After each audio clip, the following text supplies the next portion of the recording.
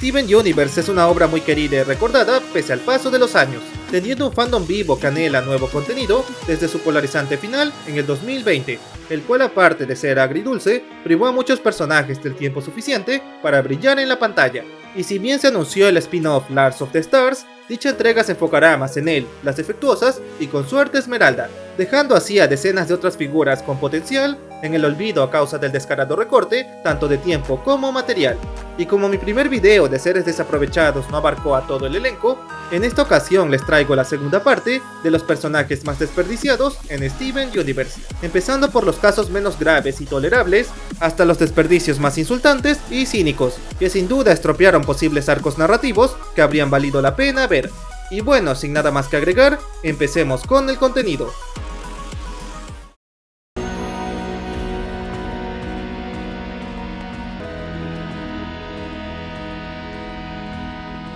Y en el último puesto de la lista encontramos a las Hades Mejillonas, en concreto al dúo presentado durante el baile de Era 3, quienes poco antes del escándalo de Stebony y las Gems ya habían sido enfocadas de manera sutil como gemas muy unidas y con cierta personalidad, mostrando expresiones y gestos que denotaban su complicidad como gemas cercanas, al grado de tener una leve dinámica cómica durante la rígida presentación Diamante, dejando claro que su lazo era marcadamente informal a pesar de su naturaleza y estatus. Algo bastante irónico considerando que ambas provenían de dos cortes totalmente diferentes, y aún con eso en su contra, formaron un vínculo fuerte y sólido que salió a flote en el momento más cúspide, donde viendo cómo Stebony y las Gems defendían con orgullo la fusión, las Hades se unieron a ellas en un acto inesperado pero muy memorable, mostrándose felices de presentar ante todos su unión a toda voz, denotando una necesidad tremenda de explayar su sentir y pensar frente al rígido imperio. Y como era de esperarse, eso ocasionó que terminaran pufiadas por un rayo de diamante amarillo,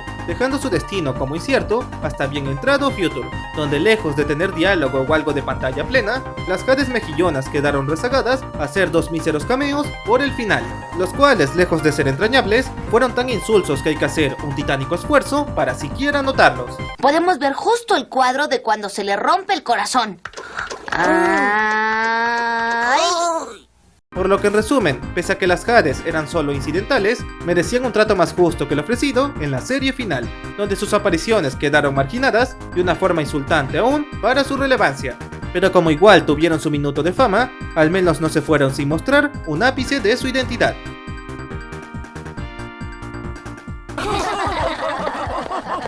¡Hola, famatistas! ¡Famatistas!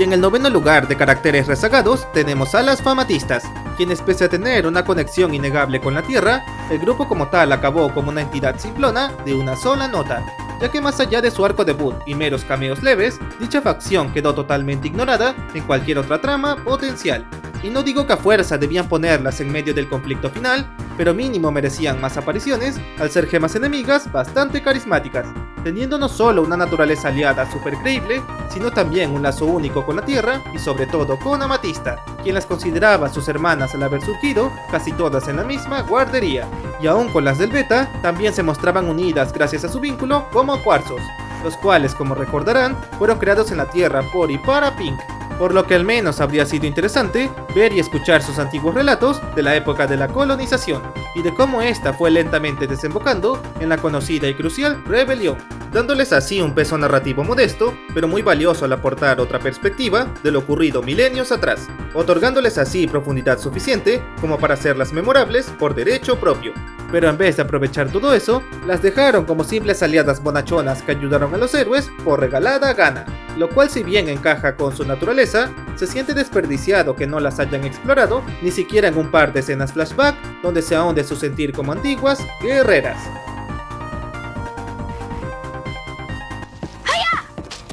So we just get out and walk around? Now, where's the gem the scanner's locked on? Y en el octavo puesto del material están Army, Leggy y Doc, quienes a diferencia de Navy y Eyeball, acabaron completamente marginadas en los pocos capítulos donde salieron, ya que si bien había poco espacio para todas, siento que mínimo debieron darle mejor distribución de diálogo a cada una de ellas, con Doc pasando de ser la capitana organizadora a una pieza del montón que se movía según las acciones de otros, ya sea Steven y Ruby principal, o con la propia Eyeball quien le robó el puesto de jefa en la siguiente aparición. mientras que Army por su parte fue retratada como una simplona bravucona, incapaz de pensar más allá de su ira, lo cual si bien le da un carácter definido, la privó de tener más participación directa que solo estar encabronada en todo momento, dejándola como una calcomanía iracunda de lo que se supone es una Rubí. Y por último, Leggy se retrató como una Navy mucho más descafeinada y todavía más onza, quien con suerte sirvió para hacer bulto en medio de su pequeño y cuadrado escuadrón,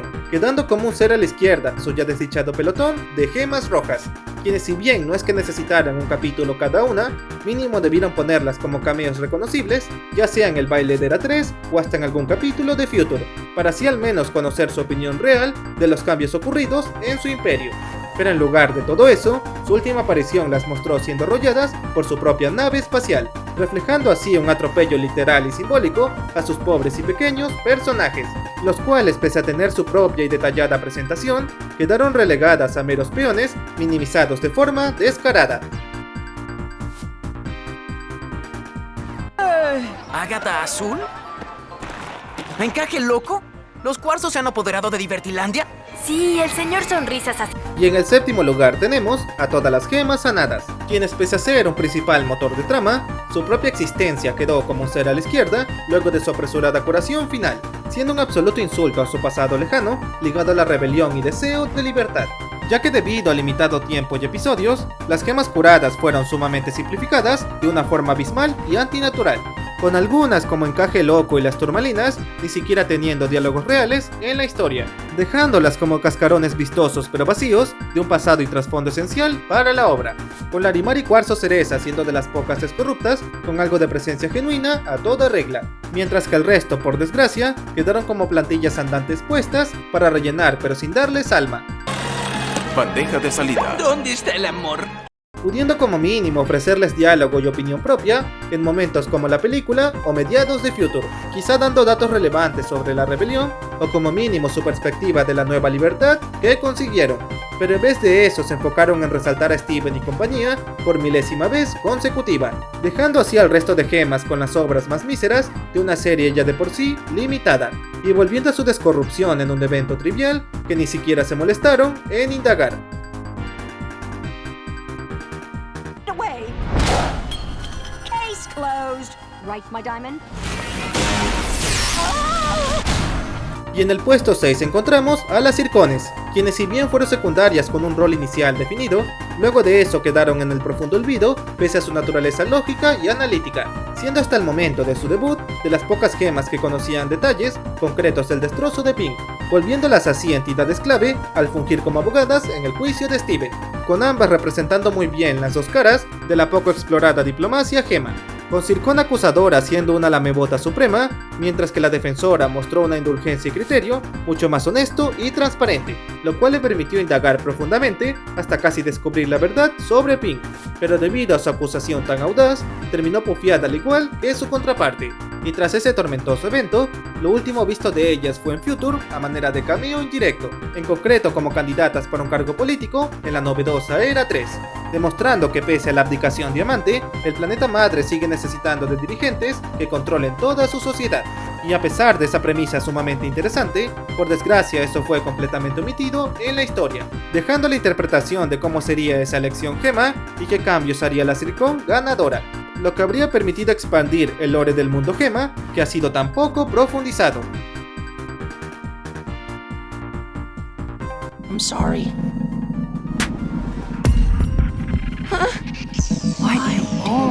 Y en la mitad del especial tenemos a Diamante Rosa, un personaje tremendamente interesante por su contradicción tanto simbólica como literal, siendo la raíz de todos los eventos vistos y ocurridos en las dos series principales, y pese a ese titánico peso, el trato dado a su persona fue bastante escueto en mi opinión, ya que aparte de contar su historia en reversa, lo hicieron a través de parches muy pequeños y desordenados, lo que si bien vuelve más curioso su desarrollo, lo deja incompleto y con muchos cabos sueltos al aire, en especial sus primeros años de Diamante junto a sus demás compañeras, las cuales más allá de haber sido duras e insensibles, poco o nada se sabe del trato real que soportó, y el haber mostrado a detalle esa faceta podría haber ayudado a empatizar todavía más con Pink, al comprender del todo su caprichosa esencia y de cómo se desligó de ella al conocer la Tierra. Pero en vez de aprovechar eso, la serie metió a la carrera un episodio comprimido y un par de flashbacks para tratar de explicarlo todo, Y no bastándoles con eso, su alter ego Rose tampoco tuvo el mejor desarrollo en la pantalla,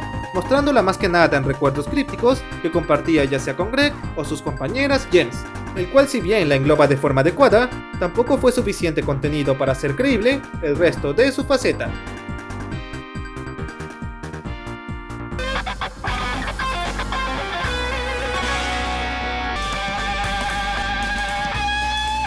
Y en el cuarto lugar del material aparece Arcoiris Original, la fusión de Rose y Perla con un diseño tan magnífico, pero a la vez sumamente desaprovechado, ya que pese a su relevancia implícita, quedó relegada a tener dos miserables apariciones en la historia, y con ambas siendo burdos cameos donde ni siquiera le dieron tiempo de presentarse con voz, dejando sus escenas como meras anécdotas de una fusión con muchísimo potencial escondido, pudiendo como mínimo darle diálogo en algún recuerdo o incluso haciéndola la heroína en alguna misión pasada, para así ver la diferencia y contraste entre ella y la versión 2.0 con Steven. Pero desafortunadamente eso nunca pasó y Arcoiris Original fue dejada al olvido sin pena ni gloria, a pesar de tener una estética y radiancia que habrían permitido ver del todo una dinámica combinada y sublime.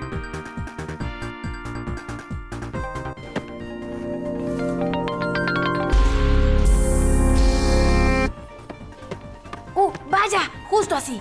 Y en la medalla de bronce tenemos a la chica misteriosa, quien es de los pocos humanos de fondo con un diseño y carácter que merecían ser explorados, sobre todo con su naciente lazo hacia Perla, fuertemente implicado en su debut, lo que si bien no habría aportado nada al conflicto Diamante, sí que hubiera dejado ver de mejor manera la psicología interna de Perla, mostrando cómo se interesó en una simple humana solo por su parecido con Rose, para luego conocerla y llegar a apreciarla por su persona en vez de su apariencia, algo que lastimosamente de hecho no estuvo lejos de volverse una realidad, ya que se sabe que estuvo planeado un capítulo llamado El Show, donde ella sería el foco central junto a Perla, mostrando sus avances en conocerse y quizás llegar a convertirla en un secundario recurrente, ayudándola a superar a Rose poco a poco y también permitiéndole a Perla adaptarse a los humanos de una manera más orgánica. Y si bien tenían todas las bases para hacerlo, por una razón u otra el capítulo nunca se produjo, dejando a la chica misteriosa como un personaje incidental, cuyo diseño y carisma latentes acabaron en el bote del profundo olvido,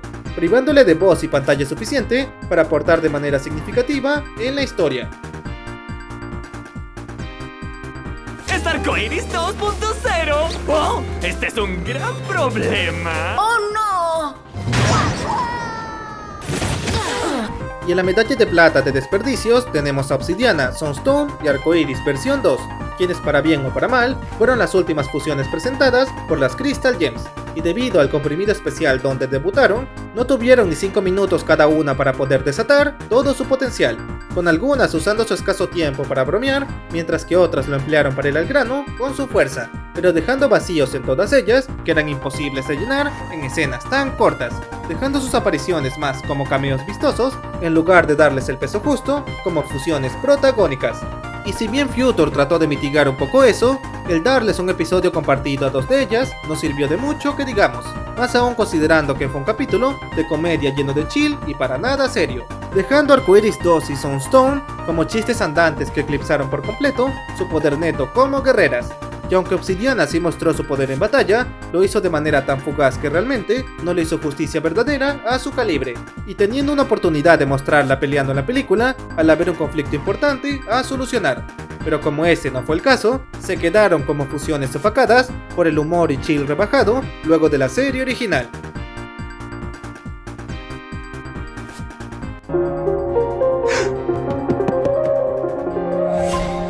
Tad? This is your house? Not mine, my parents'. Y en la medalla de oro del video aparecen los padres de Greg, quienes sin duda son de los personajes más desperdiciados de toda esta decadente lista, ya que como mínimo los demás puestos tuvieron un mísero segundo de escena real, mientras que el señor y la señora de Mayo fueron únicamente mostrados de manera indirecta, en concreto a través de burdos retratos vistos fugazmente en su casa, la cual Steven y Greg visitaron en el capítulo Mr. Universe, donde se ahonda el pasado de Greg con su familia y del por qué se alejó de ellos, reflejando a la vez un enorme paralelismo con la vida que Pink decidió renunciar, siendo un detalle muy bueno que hace creíble el por qué ambos acabaron juntos. Pero a cambio de ese irónico mensaje, trataron a Greg y a su familia como un simple recurso para la trama, quitándoles así toda la individualidad que pudieron llegar a mostrar, al grado que hasta la fecha del video no se saben los nombres de pila de sus padres, denotando el importismo del Creo Universe hacia ellos, al ni siquiera darles identidad total. Y lo que es peor, el omitirlos le negó a Steven la oportunidad de conocer a su familia humana, y de las posibles interacciones potenciales que ese encuentro pudo llegar a tener. Y a pesar de que su presencia no habría cambiado mucho la obra, sí que pudo haber aportado más profundidad en la mágica vida de Steven, y quizá hacer los personajes memorables al tener un nieto con el cual convivir, pudiendo aportar ese componente entrañable y casero en su tan olvidado lado terrestre. Pero como eso no sucedió o sucederá, de momento dejo a los padres de Greg como los caracteres más maltratados del especial. Y bueno amigos, hasta aquí llegó el video. No olviden dejar su like y de activar la campanita para no perderse del siguiente contenido. También me gustaría saber cuál de todos los puestos mencionados es el más injusto en su opinión, o si creen que hay algún otro personaje que merecía salir en la lista. Y bueno, sin nada más que decir, me despido y nos vemos en la siguiente ocasión. ¡Hasta la próxima!